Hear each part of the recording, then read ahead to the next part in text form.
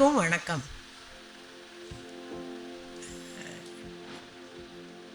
நாம் இன்று இங்கு டிஸ்கஸ் பண்ணக்கூடிய சப்ஜெக்ட், என்னுடைய தலைப்பு பாலியேட்டிவ் கேர். இது மிகவும் தேவையான, மிகவும் அவசியமான ஒரு மருத்துவ முறை. அபவுட் 1980s தான் இது கொஞ்சம் பாப்புலர் ஆகிருக்கு. அது வரைக்கும் நிறைய பேர் இந்த பாலியேட்டிவ் கேருங்கிற வார்த்தையை கேட்கவோ கொள்ளவோ அதற்கு வேண்டிய இம்பார்ட்டன்ஸ், அவேர்னஸோ அன்ஃபார்ச்சுனேட்லி கொடுக்கலை. ஆனால் இப்போது டைம் சேஞ்ச் ஆகிடுது. மருத்துவங்கிறது தனித்தனியாக பிரிஞ்சு ஸ்பெஷாலிட்டி ஆச்சு. அதுக்கப்புறம் இப்போ மறுபடியும் ஒன்று கூடி ஸ்பெஷாலிட்டி மட்டும் இருந்தால் போராது, they have to be integrated. இந்த மருத்துவர்கள் ஸ்பெஷாலிட்டிஸ், வேறு ஸ்பெஷாலிட்டிஸ் எல்லாருமே சேர்ந்து இயங்கினாதான் நோயாளிக்கு தேவையான சரியான வைத்தியம் கிடைக்கும்னு வேர்ல்டு ஹெல்த் ஆர்கனைசேஷன் கூட சொல்லியிருக்கு, WHO கூட. நான் இந்த பாலியேட்டிவ் கேர் சொல்கிறதுக்கு முன்னாடி ஒரு சில வார்த்தைகள் நம்மளுடைய கலாச்சாரத்தை பற்றியும் தர்மத்தையும் பற்றியும் நம்மளை பற்றியும் மனுஷ ஜென்மத்தை பற்றியும் சொல்கிறேன். அது ப்ளீஸ் பேர் வித் மீ, அது கொஞ்சம் கேட்டுங்கோ. நம்ம நினைக்கிறோம் நமக்கு வலியும் கஷ்டமும் துன்பமும் வெளியில் நம்ம அடல்ட்டாகவும் அடலசன்ஸ் அட்டைன் பண்ணும்போது, வயதாகும்போது மூதிகளுக்கு தான் இது வருதுன்னு. தவறு. அம்மா வயத்தில் இருக்கும்போதே, கர்ப்ப வயத்தில் அந்த சின்ன இடத்துல தண்ணியில் இந்த குழந்தை அங்கே இங்கே திரும்பி அந்த ஃபீட்டஸ் பண்ணும்போது அதுக்கு எவ்வளவு வலிக்கும், அதுக்கு எவ்வளவு கஷ்டமாக இருக்கும்னு நமக்கு தெரியறதில்ல. அங்கேயே நம்ம குழந்தையா ஃபீட்டஸாக கஷ்டப்பட ஆரம்பிச்சிடுறோம். அதுக்கப்புறம் அம்மாவுடைய கர்ப்பப்பை மசில்ஸு அமுக்கி அமுக்கி அமுக்கி குழந்தைய வெளியில் தரும்போது, இந்த குழந்தை பேர் டாக்டர்ஸும் அவங்க கூட இருக்கிறவங்களும் பார்த்துருப்பீங்க, குழந்தை எப்படி குடஞ்சி திரும்பி வெளியில் வருது. வந்தோன்னே அந்த குழந்தைக்கும் ஒரு பயம் வருது. ஏன்னா அது வரைக்கும் அது லைட்டையே பார்த்ததில்லை. அம்மாவுடைய இருட்டு குகையில் வயிற்றுக்குள்ளே ரொம்ப கேர்ஃபுல்லாக நல்லா இருந்தது. தண்ணியில் மிதந்துண்டு நீஞ்சிண்டு ஜாலியாக இருந்தது. வெளியில் வரும்போது அமுக்கி அமுக்கி வரும்போதே முதல் வலி, அதுக்கு முதல் தடவை அந்த பெயின், வெரி சிவியர் பெயின். அது அந்த அந்த வலி அந்த குழந்தைக்கு எப்படி இருக்குன்னு நமக்கே தெரியாது. வெளியில் லைட்டை பார்த்தோன்னே அது பயந்து போய்டுறது. ஏன்னா அதுக்கு இருட்டியே பார்த்து பயக்கும். இது என்னது வித்தியாசமாக இருக்கே, இப்போ என்ன ஆக போகிறது எனக்கு, நான் இந்த உலகத்துக்குள்ளே எங்கே வந்திருக்கேன், இந்த உலகத்தில் எனக்கு தெரியாது. ஆனால் அந்த குழந்தையால் அது சொல்ல முடியாது, பட் அது உணர்றது. அதுக்கப்புறம் வளரும்போது ஒவ்வொரு ஸ்டேஜ்லேயும் அவனுக்கு வித்தியாசமான அனுபவங்கள். அதனால் சந்தோஷமும் வரலாம், நிறைய துக்கங்களும் வரலாம். ஒன்றும் இல்லை, கீழே விழுந்து அடிபடும்போது ஒரு வலி வருது, ஒரு ரத்தம் வருது. அதை பார்த்ததே இல்லை. அது என்னது ரத்தம், இது என் உடம்புலேருந்து சிவப்பாக என்ன வருது, ஏன் இந்த இடம் வலிக்கிறது, ஏன் இந்த புண்ணு ஆற மாட்டேங்கிறது, அப்படியெல்லாம் அந்த குழந்தை நினைக்கும். நம்மள்கிட்ட சிலப்போ கேட்கும், சிலப்போ கேட்காது. அப்படி வளர்ந்து வளர்ந்து வளர்ந்து குழந்தையாகி ஒரு பெரிய பொண்ணாக பிள்ளையாகி அதுக்கப்புறம் வீட்டில் கிரகஸ்தம் கல்யாணமாகி ஒரு குழந்தை பிறந்து ஒரு மனைவி ஹஸ்பண்ட் வந்து ஒரு குடும்பத்தை நடத்தி இருக்கும்போது நம்மளுடைய செல்கள் இந்த நுண்ணிய என்ன சொல்ல அணுக்கள் சொல்கிறாங்க இல்லையா, நுண் அணுக்கள், அதனால தான் நம்ம உயிரோடு இருக்கோம். What we call in English is cell with its own factory of mitochondria, heat produce பண்ணுறது, எனர்ஜி ப்ரொடியூஸ் பண்ணுறது, வைட்டமின்ஸ், ஹார்மோன்ஸ் எல்லாம் ப்ரொடியூஸ் பண்ணுறது. அந்த நுண் அணுக்கள் டெய்லி கொஞ்சம் கொஞ்சம் இறந்து போகுது. What we call scientifically as apoptosis. So that is daily happening in our body, and கொஞ்சம் ஒரு few cells are daily dying. So நமக்கு கடைசியில் எண்ட் ஆஃப் லைஃப் பார்க்குற டெத்து தான் நம்ம பார்க்குற டெத்து, நம்ம பயப்படுற டெத்து. ஆனால் டெய்லி நம்ம உடம்பில் கொஞ்சம் செல்ஸ், கொஞ்சம் நுண் அணுக்கள் இறந்து போயிட்டே தான் இருக்குது. apoptosis is occurring. We are not aware. That awareness is also necessary. அதுக்கப்புறம் மூப்பு வருது. அந்த சமயத்தில் ஒரு 45 வயசுலேருந்து டிபெண்டிங் அப்பான் நம்மளுடைய சாப்பாடு எப்படி இருக்குது, நம்மளுடைய habits, drinking habits, smoking habits எப்படி இருக்குது, நம்மளுடைய நீங்கள் வாக்கிங் டீம் வேறு எங்கே இருக்குது உங்களுக்கு நல்லாவே தெரியும். அண்ட் எப்படி நமக்கு எக்ஸசைஸ் ஒழுங்காக பண்ணுறோமா, யோகா பிராணாயாமம் பண்ணி நம்மளுடைய mind and brain and other செல்ஸை நம்ம ஒழுங்காக வச்சுக்கிறோமா இல்லையா. அப்புறம் எவ்வளவு எக்ஸ்போஷர், அது எந்த விதமான எக்ஸ்போஷராகவும் இருக்கலாம். சாதாரண எக்ஸ்போஷர் டு வைரஸ், இப்போ கொரோனா வந்தது, இல்லை அங்கே இங்கே வெளியில் சாப்பாடு சாப்பிட்றோம் வேண்டாதது, வைரல் ஹெப்படைட்டிஸ் அந்த மாதிரி வருது. இல்லை ஜாஸ்தி உப்பு கலந்த ஃபேட் கலந்த சாப்பாடுகள் சாப்பிட்டு வெயிட் அதிகமாகி நமக்கு கார்டியோவாஸ்குலர் டிசீசஸ் வருது, நியூரலாஜிக்கல் டிசீசஸ் வருது. என்ன இந்த கேன்சர் டாக்டர் இதெல்லாம் பற்றி பேசிகிட்டு இருக்காங்களேன்னா, பாலியேட்டிவ் கேரில் நமக்கு மிஸ்கன்செப்ஷன் இருக்குது. கேன்சர் வந்தால் தான் டெத்து வரும், டெத்து வந்தால் கடைசியில் 6-8 வாரம் ரொம்ப கஷ்டமாக இருக்கும். யாரோ இப்போ வாசிச்சா கொடூரமான வியாதின்னு, அப்படி கொடூரம் சொல்ல முடியாது. அப்படி பார்க்க போனால் எல்லா வியாதிகளுமே கொடூரம் தான். கேன்சர் மட்டும் கடைசி 6-8 வாரத்தில் எண்ட் ஆஃப் லைஃப், டெத்து, கடைசி காலம் வரதில்ல. எல்லா வியாதிகளிலேயுமே வருது. இது இனோவேட்டபிள், நம்ம எல்லாருக்கும் தெரியுது. இந்த உலகத்தில் பிறந்தோம்னா கடைசியில் போகவும் வேணும். இந்த ஜீவாத்மா drops the mortal body and goes in search of the Paramatma. That is our Hindu culture saying. இந்த உடம்பை கடைசியில் ட்ராப் பண்ணிடும்.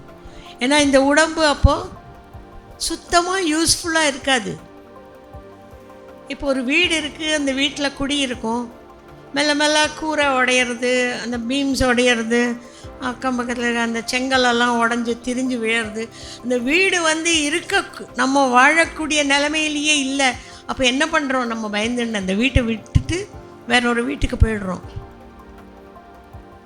அந்த மாதிரி தான் இந்த உடல் ஒவ்வொரு நுண் உயிர்களும், சதையும் தோலும் எலும்பும் ஹார்ட்டும் லங்கும் மூளையும் பாக்கி இருக்கிற அத்தனை சிஸ்டமும் யூஸ்லெஸ்ஸாக நமக்கு வேலை செய்யாமல்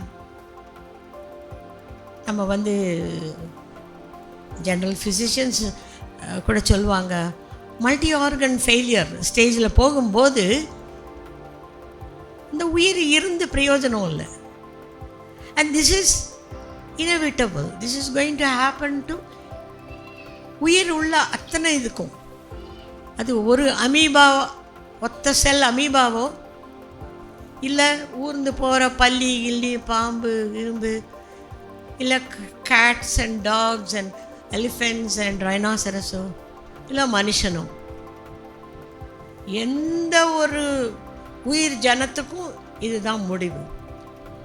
அப்படி ஒரு முடிவு இருக்கும்போது அந்த முடிவில் கடைசி காலத்தில் 6லேருந்து ஒரு சிலர் லக்கி தே டை இந்த ஆக்சிடெண்ட், பட்டக்குன்னு ஒரு ஆக்சிடெண்ட்டு, கார் ஆக்சிடெண்ட், அங்கே போயிட்டா.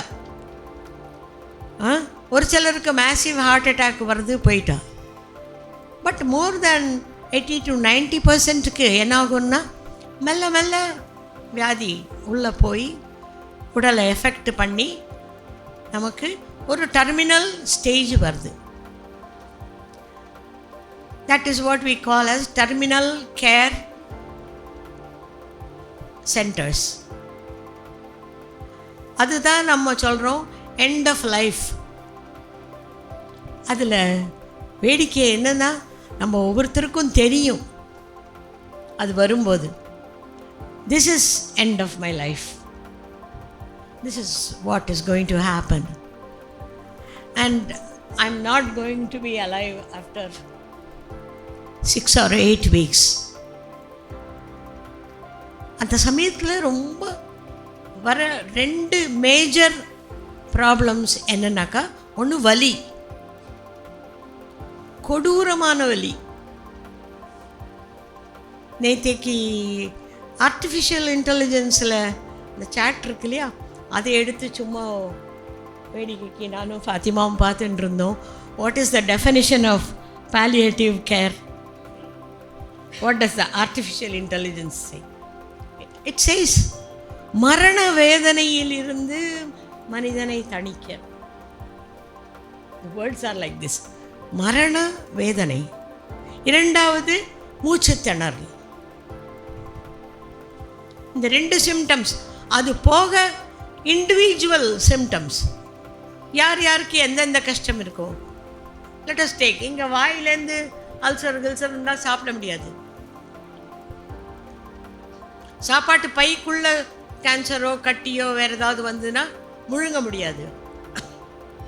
ஸ்டமக்குள்ளே அல்சர் இருந்தால் டைஜஸ்ட் ஆகாது, ஒரே அல்சர்லேருந்து ரத்தம் கொட்டி எல்லாம் ஆகும். சிறு குடல் பெருங்குடல் எல்லாத்துலேயும் அடைப்பு, யூரின் போக முடியாமல் ப்ராஸ்டேட், கர்ப்பப்பையிலையும் முட்டை பையிலையும் பெரிய பெரிய கட்டிகள், கேன்சர். உங்களுக்கு இண்டிவிஜுவலாக என்ன ப்ராப்ளம் இருக்கோ அந்த ப்ராப்ளமுக்கேற்ற கஷ்டங்கள், சஃபரிங் இருக்கும். அடைப்புகள் அதனால் வரக்கூடியது, ப்ளீடிங், இல்லை மோஷன் போகிறது, இல்லை எலும்பில் கேன்சர் வந்து வலி, இந்த மாதிரி இது எல்லாமே சேர்ந்து வரும்போது மனுஷனுக்கு பயம் வருது. நோயாளிக்கு பயம். நோயாளிக்கு மட்டும் இல்லை, நோயாளி கூட இருக்கிற ஃபேமிலி, குடும்பத்தினர், இம்மீடியட் ஃபேமிலி, எக்ஸ்டெண்டட் ஃபேமிலி, அவங்கள பார்க்க வர ஃப்ரெண்ட்ஸு, ரிலேட்டிவ்ஸ், அவங்களுக்கு கூட பேஷண்ட்டை பார்த்து அதே அளவுக்கு பயம் வருது. இந்த பயம் வரதுனால சோஷியல் அண்ட் சைக்கலாஜிக்கல் ப்ராப்ளம்ஸ் கூட வருது. அந்த சமயத்தில் தான் man also starts suffering from spiritual thing. பலவிதமான கதைகள் அப்போ எல்லாருக்கும் நமக்கு சொல்லுவாங்க. தாத்தா பாட்டி சொல்லுவாங்க, நீ போன ஜென்மத்தில் செஞ்ச பாவத்தினால தான் உனக்கு இந்த வலி இருக்குது, இந்த மூச்சு திணறல் இருக்குது, இந்த ப்ளீடிங் இருக்குது, இந்த கஷ்டம் இருக்குது. இன்னும் ஒருத்தர் சொல்லுவாங்க, நீ இந்த இதை விட்டுட்டு இப்போ இந்த காடு, ஏதோ அவங்களுக்கு பிடிச்ச ஒரு காடோடைய பேரை சொல்லி அவருடைய ஜபம் பண்ண ஆரம்பி, அப்போது சரியாக போயிடும் அப்படிம்பாங்க. ஒவ்வொருத்தரும் நீ இந்த கோவிலுக்கு போய் அந்த நேர்ச்சை பண்ணிக்கோ, நான் உருண்டு அங்கே இது பண்ணுறேன் பண்ணிக்கோ, இல்லை அங்கே போய் ஆயுஷ் ஹோமம் பண்ணு, இல்லை நீ இந்த இடத்துக்கு இந்த சேரிட்டி வாழ்க்கை டொனேஷன் கொடு. அப்போ உன்னோடது நல்லா ஆகிடும். So end of the such a period, இந்த மாதிரி அட்வைசஸ் எல்லாம் வேறு எல்லாரும் கொடுக்க ஆரம்பிச்சிடுவாங்க. ஸோ ஒன்று ஃபிசிக்கல் ப்ராப்ளம், வலி, மூச்சு திணறல், சாப்பிட முடியல, முழுங்க முடியல, இதெல்லாம் ஒன்று சோஷியல் ப்ராப்ளம், இன்னொன்று சைக்கலாஜிக்கல் ப்ராப்ளம், அப்புறம் ஸ்பிரிச்சுவல் ப்ராப்ளம். இவ்வளவு வருது. இது இப்போ நான் சொன்ன மாதிரி கேன்சரால் மட்டும் வரல, பாக்கி வியாதிகளுக்கும் end of life, terminal care இதே மாதிரி தான் இருக்குது. ஸோ நமக்கு அவங்களையும் பார்த்துக்க வேண்டிய கடமை வருது.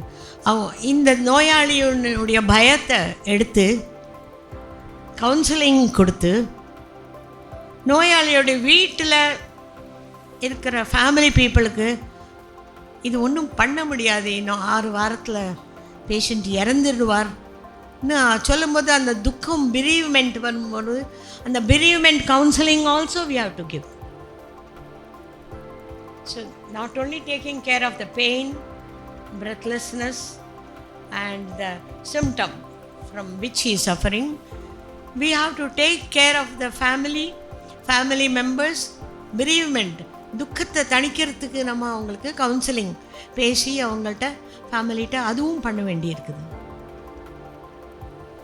இது எல்லாம் புட் டுகெதர், இது எல்லாம் சேர்ந்து நம்ம ஒரு நோயாளிக்கும் அந்த நோயாளி கூட இருக்கிற ஃபேமிலி மெம்பர்ஸுக்கும், அது மட்டும் இல்லை அவங்க மட்டும் பார்த்துக்கல, அந்த பேஷண்ட்டை ஒரு நர்ஸு, ஒரு மேல் நர்ஸ், ஒரு ஃபீமேல் நர்ஸ், இல்லை வேறு யாராவது இந்த மாதிரி ஹாஸ்பிட்டல் சென்டர்ஸ்லேருந்து வரவங்க இருக்காங்களே, அவங்க மனசும் கஷ்டப்படும். அவங்கள பற்றியும் நம்ம நினைக்கணும், நோயாளியை பற்றியும் நினைக்கணும். நோயாளி கூட இருக்கிற க்ளோஸ் ரிலேட்டிவ்ஸ், ஹஸ்பண்டாக இருக்கலாம், ஒய்ஃபாக இருக்கலாம், சில்ட்ரனாக இருக்கலாம், இல்லை அவங்களுடைய ஒரு அத்தை, மாமி, அந்த மாதிரி எக்ஸ்டெண்டட் ஃபேமிலி அவங்கள பார்த்துக்கலாம், அவங்களையும் பார்க்கணும். அது போக அவங்கள பார்த்துக்க வெளியிலேருந்து வராங்களே, அவங்க கூட சஃபர் பண்ணுவாங்க. அவங்களுடைய பயம், அவங்களுடைய துக்கம், அவங்களுடைய மன கஷ்டம், சைக்கலாஜிக்கல் ப்ராப்ளம்ஸையும் நம்ம ஃபேஸ் பண்ணோம். இந்த இவ்வளவும் சேர்ந்து நம்ம பண்ணுறது தான் பாலியேட்டிவ் கேர். நான் இதெல்லாம் ஏன் சொன்னேன்னாக்கா, இந்த பாலியேட்டிவ் கேருங்கிறத ஒரு வார்த்தையில் சொல்லிட முடியாது.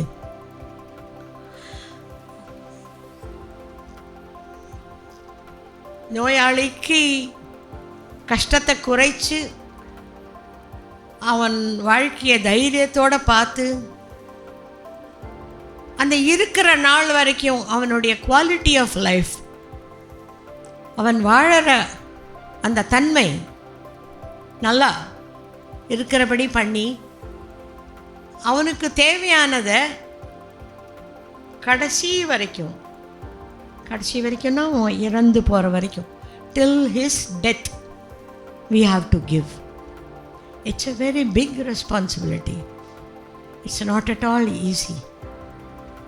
So when we say palliative care, எவ்வளவு தூரம் we understand அதோடைய கஷ்டத்தை, we don't know. Palliative care is not a simple thing. It's a teamwork. இதில் டாக்டர்ஸ் இருக்காங்க, ஃபிசிஷியன்ஸ் இருக்காங்க, நர்சஸ் இருக்காங்க, சைக்கியாட்ரிஸ்ட் இருக்காங்க, ஃபிசியோதெரபிஸ்ட் இருக்காங்க, ஃபார்மசிஸ்ட் இருக்காங்க, கவுன்சிலர்ஸ் இருக்காங்க, அண்ட் கடைசியில் இந்த பெரியமெண்ட்டில் லாஸ்ட்டு ரைட்ஸ் பண்ணி அவங்கள பண்ணுறவங்களும் இருக்காங்க. So it's such a big team. இந்த டீம் ஒர்க் நல்லா இருக்கணும்னாக்கா இந்த health care program should be at the government level, because they make the policies. எப்படி இந்த பாலியேட்டிவ் கேரை நம்ம கொடுக்க போகிறோம், we have to make a policy. அந்த பாலிசியில் policy making government is very much involved. இப்போ ஹாஸ்பிட்டல்ஸில் நம்ம எத்தனையோ கேர் ப்ரோக்ராம்ஸ் கொடுக்குறோம். ஸ்க்ரீனிங்லேருந்து ஏர்லி டிடெக்ஷன்லேருந்து இல்லையா கடைசி வரைக்கும். அங்கே எங்கேயாவது பாலியேட்டிவ் கேர் ப்ரோக்ராம்னு ஒன்று இருக்கா? இல்லை. பாலியேட்டிவ் கேர்னால் ரொம்ப ஈஸி, அது ஒன்றும் இல்லைன்னு நினைக்கிறோம். இல்லை, இப்போ நான் சொன்னதெல்லாம் வச்சு பாருங்கள், ஒரு குடும்பத்தில் ஒரு பேஷண்ட் இருந்தாங்க எவ்வளவு கஷ்டம். இது அவ்வளவு டீப்பாக திங்க் பண்ணி அதுக்கேற்று பிளான் பண்ணி. ஏன்னா இப்போ இது வரைக்கும் நான் பேசினது சைக்கலாஜிக்கல் அவங்களுடைய கஷ்டம் மட்டும்தான். அடுத்தது இப்போ பெயின் வேணும்னா ஓபியாய்ட்ஸ் வேணும். Best thing is still morphine and norphine. இன்னும் நிறைய இப்போ பெயின் கில்லர்ஸ் வந்தாச்சு, but nothing to beat opioids. அதோடைய பாலிசி ஓபியாய்டு கொஞ்சம் ஃப்ரீயாக கிடச்சிருந்துன்னா அப்யூஸ் பண்ணுவாங்க. அது நார்கட்டிக்ஸு, அதனால் அடிக்ஷன் வரும். ஓபியாய்ட்ஸ் ஃப்ரீயாக கிடைக்கக்கூடாது. யூ திங்க் ரைட்லி, பட் அப்போ எப்படி கிடைக்கும்? அவ்வளவு மரண வேதனை.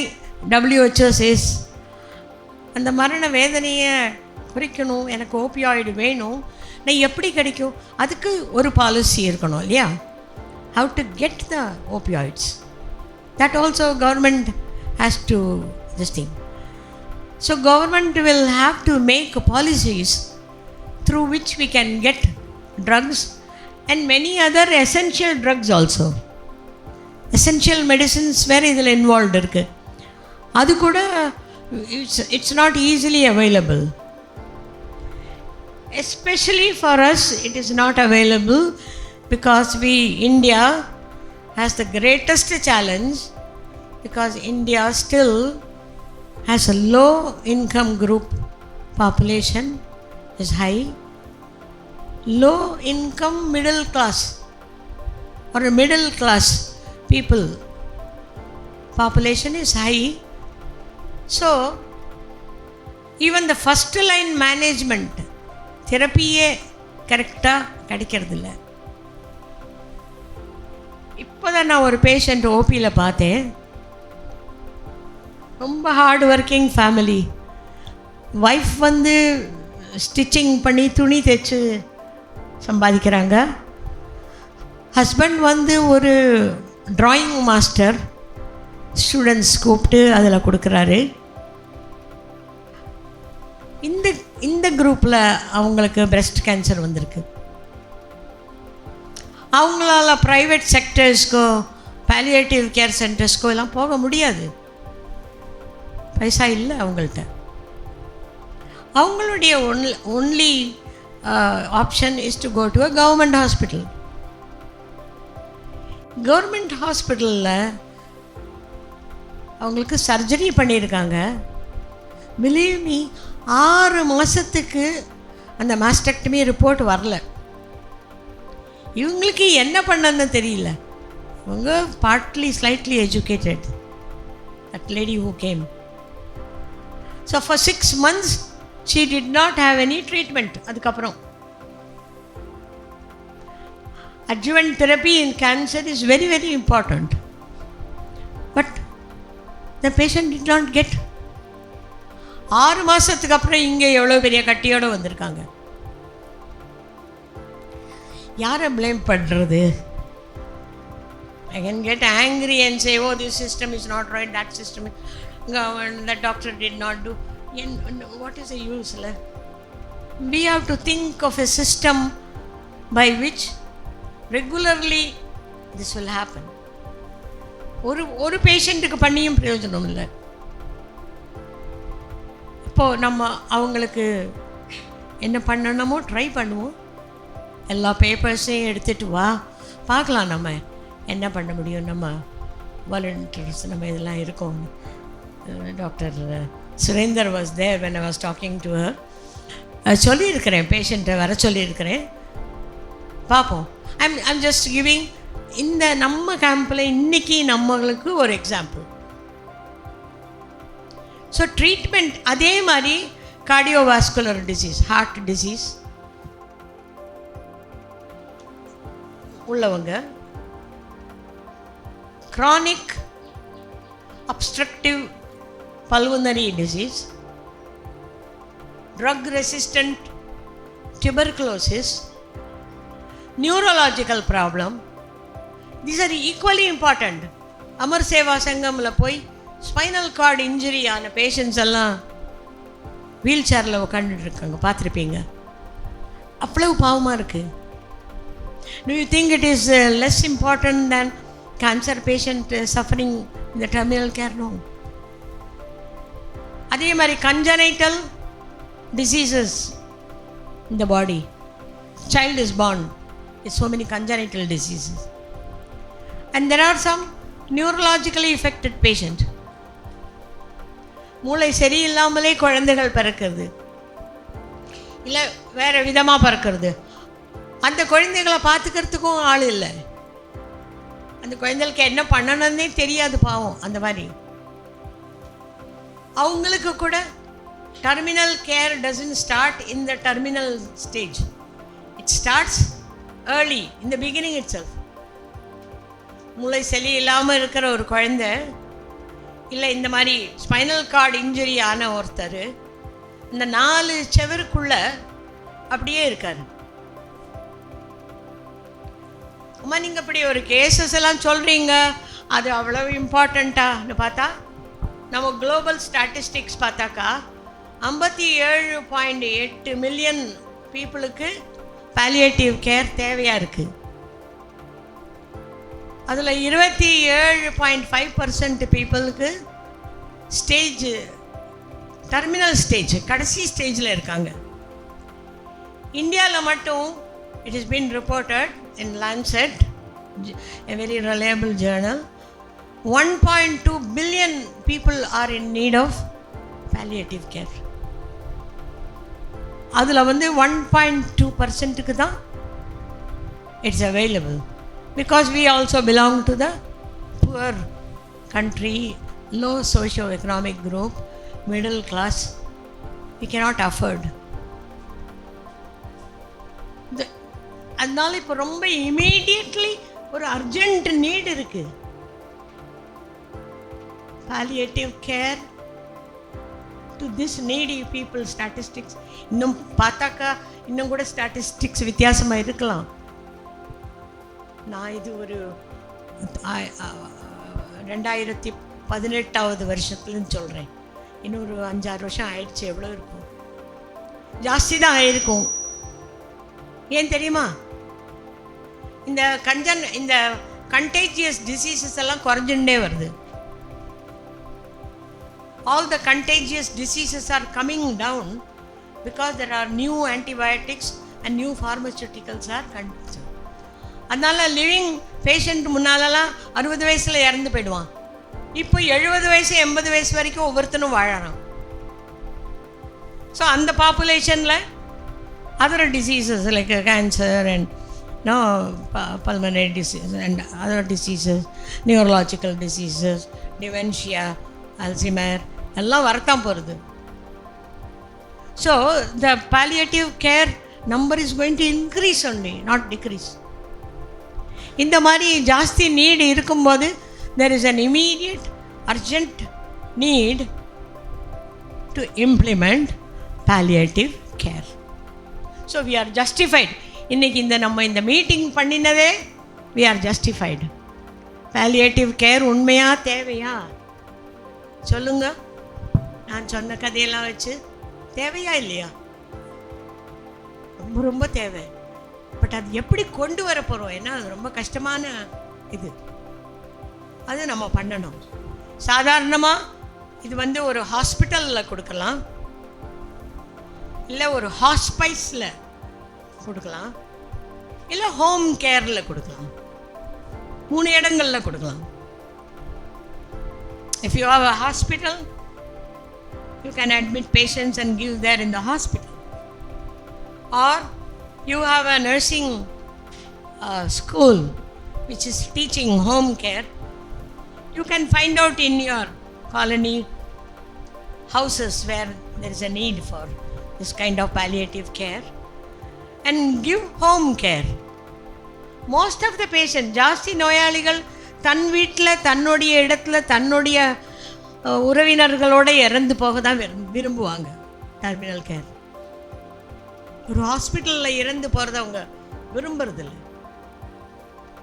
தன்னுடைய ஆட்களோட இறந்து போக தான், தன்னுடைய ஒய்ஃபோ ஹஸ்பண்டோ குழந்தைகளோ ஃப்ரெண்ட்ஸ் கூட தான் போக விரும்புவாங்க. So home care becomes very important.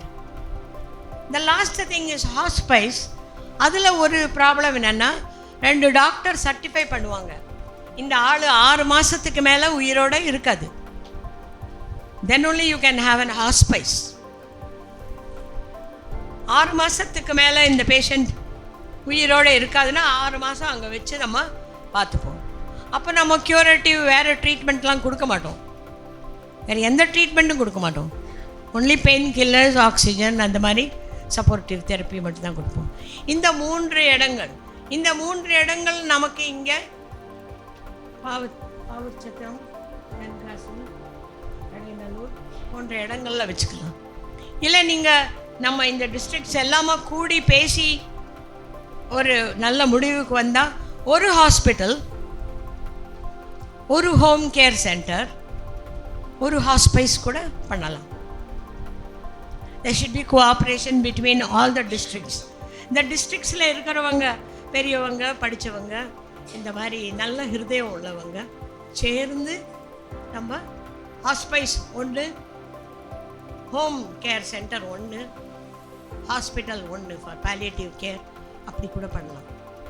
this could be the solution as to how to implement palliative care.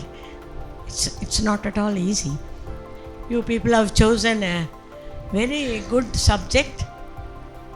இந்த சப்ஜெக்டை பற்றி அதிகம் அவேர்னஸ் இல்லை, பீப்புளுக்கு இதில் இருக்கிற உண்மையான கஷ்டம் என்னன்னு தெரியாது. palliative கேர்னு சொல்கிறோம், பேப்பர்ஸில் பார்க்குறோம், ஜேர்னல்ஸில். ஆனால் உண்மையில் உள்ளே போனாக்கா இவ்வளோ கஷ்டம் இருக்குமான்னு, எவ்வளோ கஷ்டம் இருக்குதுன்னு யாருக்கும் சரியாக தெரியாது. தெரிஞ்சால் இதுக்கு இப்போ நான் 3 சொல்யூஷன் இது சொல்லியிருக்கிறேன். இதை நம்ம எப்படி நடத்த போகிறோங்கிறது இன்னும் கஷ்டம். பட் ஐ எம் ஷுவர் இத்தனை நல்லவர்கள் இங்கே இருக்கிறீங்க, இத்தனை good heart, noble hearts are sitting here. யாரோ ஒருத்தர் அதையும் தொடங்குவீங்க, யாரோ ஒருத்தர் அதை பண்ண போகிறீங்க, அது நடக்கும். இது போக மேற்கொண்டு வேணும்னா நம்ம இன்னொரு வாட்டி ஒரு மீட்டிங்கில் டிஸ்கஸ் பண்ணுவோம். இப்போவே நான் ரொம்ப ஜாஸ்தி பேசிட்டேன். ராஜ்குமாரி சொன்னால் 5 நிமிஷம் மேடம்னு, நான் 15-20 நிமிஷம் பேசிட்டேன். I am sorry, but I hope you benefited. என்னுடைய வார்த்தைகள் உங்களுக்கு புரிஞ்சிருக்கும்னு நம்புகிறேன். வீட்டில் இன்னொரு வாட்டி போய் ஆலோசிச்சு பாருங்கள், நம்ம என்ன பண்ண முடியும், எப்படி கான்ட்ரிபியூட் பண்ண முடியும்னு ஆலோசிச்சு பாருங்கள். தேங்க்யூ.